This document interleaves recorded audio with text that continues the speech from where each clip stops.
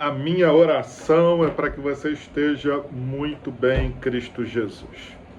Quero ler aqui em Colossenses, capítulo 2. Vamos ler os versículos 13, 14 e 15.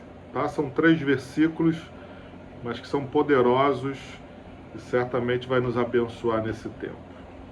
O apóstolo Paulo diz assim: E quando vocês estavam mortos nos seus pecados e na incircuncisão da carne, ele lhes deu vida juntamente com Cristo, perdoando todos os nossos pecados. 14. Cancelando o escrito de dívida que era contra nós e que constava de ordenanças, o qual nos era prejudicial, removendo inteiramente, cravando na cruz. 15. E despojando os principados e as potestades, publicamente os expôs ao desprezo, triunfando sobre eles na cruz. Gente, essa semana agora vai ter a ceia do Senhor, e eu vou estar pregando de manhã e à noite, e eu vou explorar esse tema que é a riqueza da cruz, da morte de Jesus na nossa vida. E Paulo vai trazer aqui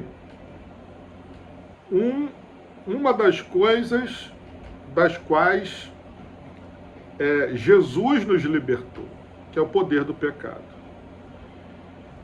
Porque assim, eu vou trabalhar com vocês 2 aspectos negativos que pode nos afastar de vivermos essa graça, essa vitória, né? Porque Cristo nos coloca no nível de vitória sobre o mundo espiritual. Imagine sobre as situações terrenas. Mas, se a gente não atentar para o pecado, se a gente tiver uma vida carnal e não viver essa salvação na sua integralidade, que tem a ver com a libertação do poder do pecado, o texto vai dizer que ele perdoou os nossos pecados, ele cancelou o escrito, nós tínhamos um escrito de dívida contra nós, por causa do pecado. E por isso que a gente não pode, uma vez libertos do pecado, voltar a pecar, a ter uma vida de pecado. Pecadores todos nós somos, mas estamos libertos do pecado em nome de Jesus.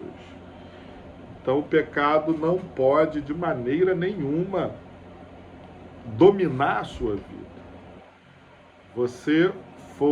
Nós como servos e servas de Deus, fomos libertos do pecado, foi pago um preço alto. E o pecado não tem mais domínio sobre nós. A dívida que havia por causa do pecado foi cancelada. Nós estamos agora libertos para uma nova vida em Cristo. E a gente precisa tocar nesse assunto nos dias de hoje.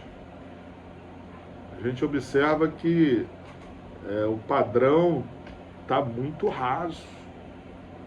A gente observa que a igreja tem crescido, mas e a ética, e o comportamento, e a moral, e a vida de santidade? Nós não podemos aceitar, de forma nenhuma, que o pecado domine a nossa vida. Então, meu irmão e minha irmã, não aceite, não faça concessões. Viva a libertação que o Senhor te deu em Cristo Jesus. Experimente viver uma vida consagrada a Deus. A ceia do Senhor mostra isso. Agora a gente tem que banquetear, a gente tem que se alegrar nas coisas que são de Deus, não da carne e do pecado. A gente vai estar falando amanhã sobre um outro perigo que é, veja, enquanto a gente pode cair, não é, na carnalidade, se afastar daquilo que Deus exige de nós em Cristo, a palavra exige, existe o oposto disso, que é a soberba espiritual. Mas a gente vai falar sobre isso amanhã. Hoje eu quero que você compreenda que o pecado não pode ter espaço na nossa vida. Nós fomos libertos do pecado. O pecado não pode mais incutir em nós as maldições que antes ele colocava sobre nós e que foram todas pagas, as nossas dívidas que nós contraímos devido ao pecado, foram pagas em Cristo Jesus. Alguém já vai dizer que nós não temos problemas, nós temos pecados.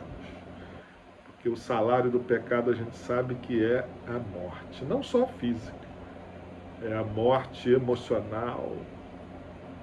A física também é consequência disso. É a morte espiritual, né, que é pior ainda. E tem até um resultado eterno, uma dimensão eterna. A morte familiar.